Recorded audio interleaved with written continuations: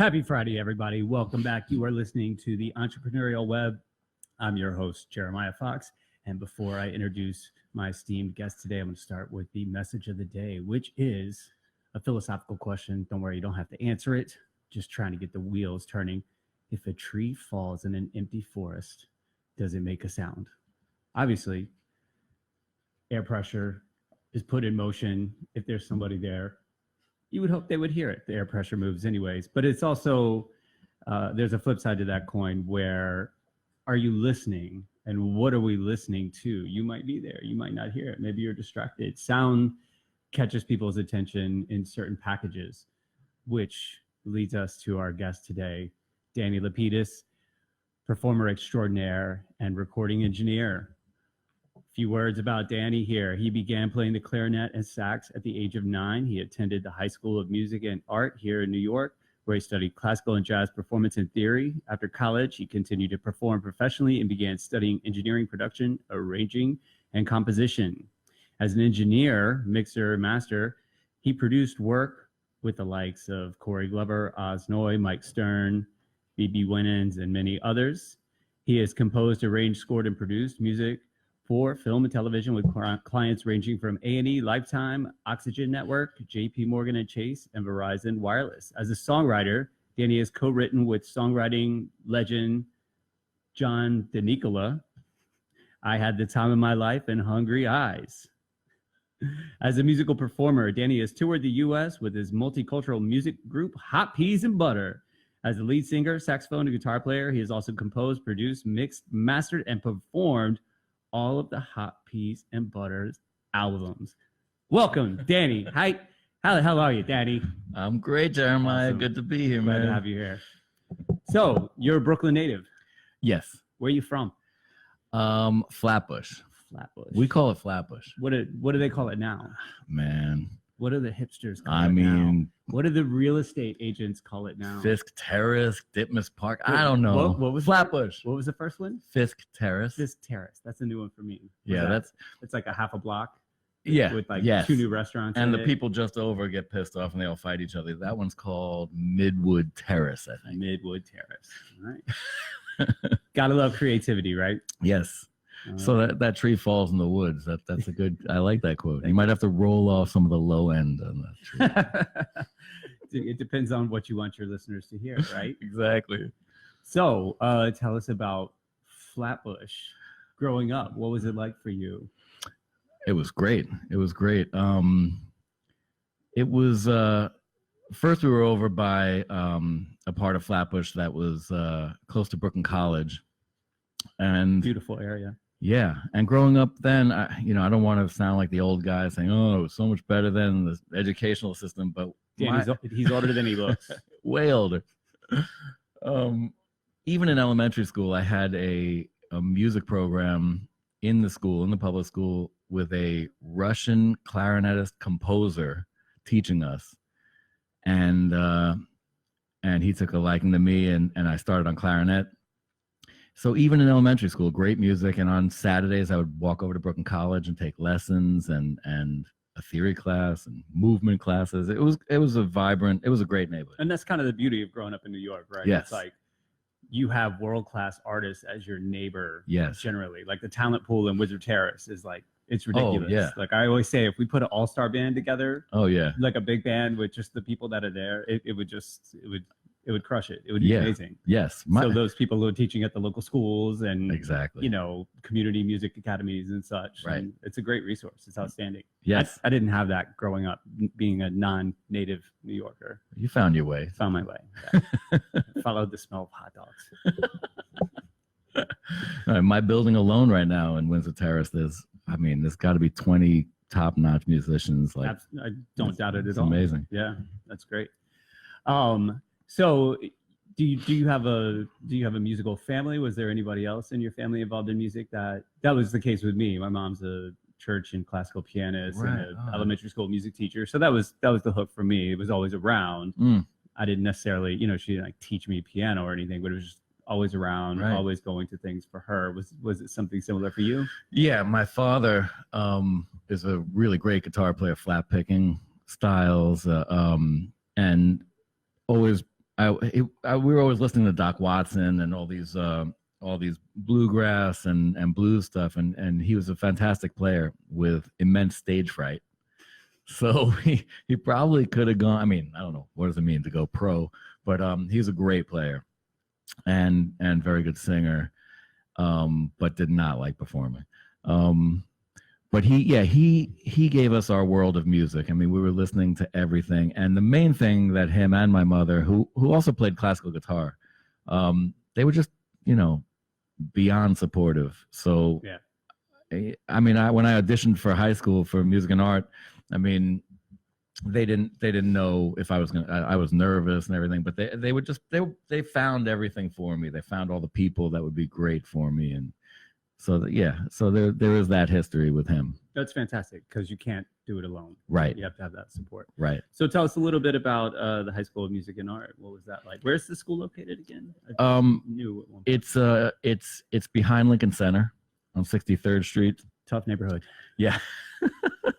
Well, they originally were two different schools, performing arts and music and art. Performing arts was in on 42nd Street, I think, and music and art was way uptown. And I didn't go to that building. When they merged, that's when I first started going. But it was great. I mean, I preferred it to college. I mean, I know a lot of people around the country that hated their high school experience. For me, college, I look back, I'm like, yeah.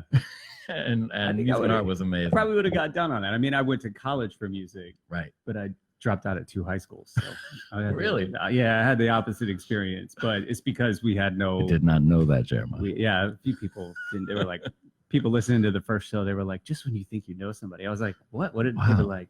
You're a musician? I was like, the rock and roll hair didn't give it. I'm like, I spent so much time on my rock and roll appearance. Well, you must have completed high school to get to college, right? I got my GED. Wow. I dropped out of 2 high schools. Got my GED when I was like 20 years old. I was running a band. I was running a hardworking roots reggae band. Wow. We talked about this on the first show with Sam. Sat for my SATs, cold off the street the same year, and got into a 4-year university. Wow. As a music performance major, man, because I had the experience, and it's really interesting as far as that goes, and you could probably chime in on this because you have all these options when it comes to education at school. So it's like, you want to be a musician, is it really necessary to go to school for music? That's a great question. Yeah. I talk about it all the time with restaurants because I've been in the restaurant industry for so long, and people are like, oh, little Johnny is really interested in cooking. He's almost 18. Right. He wants to go to culinary school. And I'm like, has he ever worked in a restaurant? Right. And they're like, no. And I'm like, yeah, he needs to spend 2 years at a restaurant first to know. And the Culinary Institute, just upstate here, I worked for a number of guys that were chefs from there. And back in the day, like in the 90s, you had to have 2 years experience in a restaurant before even getting accepted to the school. That's great. That's smart. They wouldn't even let you in. And now they eliminated that. I'm sure they're like, we need that money. And these kids, their families have got it. But I think music's very similar where I don't feel like it was a waste of my money or a waste of my time. It was kind of an incubator for me. It was something necessary I think I needed to do. But really, it's the same idea where I was already out working, managing a band. And I think that was maybe enticing to the university where like, this is a kid, he's less trained and, academically challenged. Maybe he just doesn't care. But it's very similar. I mean, I say a gig is worth 20 rehearsals. Who's they? Who's they? They always say stuff. It's the same people listening to the trees, right? Of course. But yeah, I mean, it's the practical, putting it into practice, and you play 5 gigs in a row, you're better than if you rehearsed 100 times, right. And I actually got scared. I did very well in high school, but I auditioned for all these conservatories, but I, for some reason, got scared and said, I need to get a liberal arts education. And look what good it did me, And where did you go to school? I went to SUNY Binghamton, or Binghamton University, they call it. Not SUNY. Yeah, no, I'm familiar with it. Right. And it wasn't necessarily music, it was just a liberal arts. I got in, the music helped me get in, and slowly I drifted from all my horn playing. I didn't love the jazz band there. Mm-hmm. I was in the orchestra and the symphony, and I was learning piano, but I ended up just songwriting and stepping out and playing rock and roll and playing in clubs, and I was playing the horn in like rock bands. But the formality of it went away for me. And as far as your experience in recording, would you say that you think that it's necessary to get a degree? You know, there's always, I remember growing up, there were all these like commercials for like 12-week courses, recording engineering to get you, you know, ready for the big time. You know, it was kind of a I would not say super cheap. Right. You know? I would not say it's necessary. In fact, it's on University Place. I think it's SAE. It's one of the audio. Yeah, the school. The teacher there, they had amazing equipment, and he would bring me in with my band, let us play and record for free, just so the kids could like work on these big format consoles. Mm-hmm. Kids didn't care about any of that. They wanted to make beats. So it was kind of like it felt like a strange, you know, and we walked out with amazing multi-tracks. Right. You know, right. But I think the schooling is that particular school is pretty amazing. I think they're still going strong. I think it's helpful, but now also you got YouTube as your school. I mean, you can it's a dangerous mix. You know, you know, like, I mean, I don't want to get too corny with it, but get corny. If you learn the principles of any art before you break the rules, right? So, I mean, you know, you don't want to play out before you can play in. And, you know, if you're watching YouTube videos, learning how to mix an album, and you're like, I can put an equalizer after a compressor or before it, whatever I feel, like, it's good to know why you're doing that. And so I had an interesting experience where, like, in my apartment, I had I was producing this artist, this girl, and her mother was paying, they had a lot of money. It's a weird story. They Hawaiian chocolates, macadamia. There was big money in the family, and they were coming biased. They were coming to the apartment, and when they left, I would bring in this amazing engineer to my little crazy apartment, and throw him an extra $40 or $50 an hour to teach me what I was. And I did it for a year like that, you know. And they would always be like, "Oh, the work is good." And this guy would come in and save me, and he was real by the book. So he taught me all the rules. So I never really had a formal audio engineering. Right. That was it. Right.